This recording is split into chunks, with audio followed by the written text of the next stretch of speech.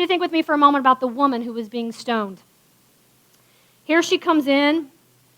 We've got all these different perceptions in the moment. We just talked about the world view, the religious view, your self view, and God view. Okay?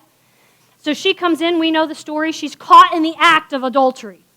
Now, we don't know. Scripture doesn't say, but it's very possible she was dressed inappropriately.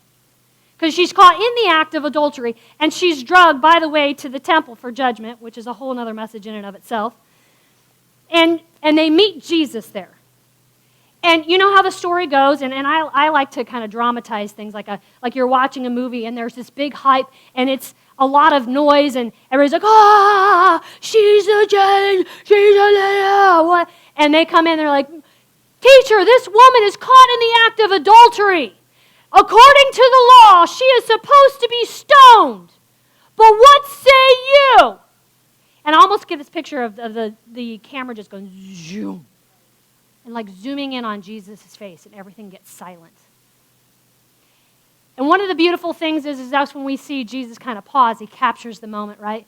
We talk a lot in the counseling room about how the power of a holy pause. That sometimes we just need to stop and doodle on the ground for a moment.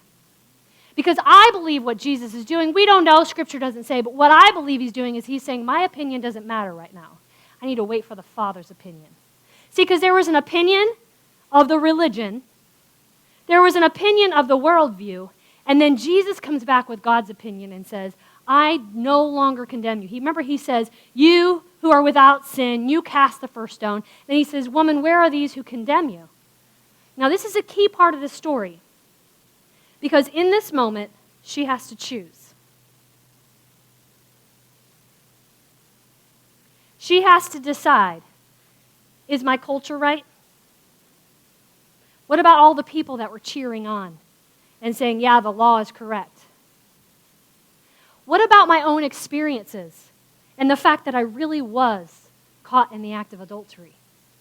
That speaks a message in and of itself. But then I see this man who bypasses all of those things and sees something that nobody else sees. What am I going to see?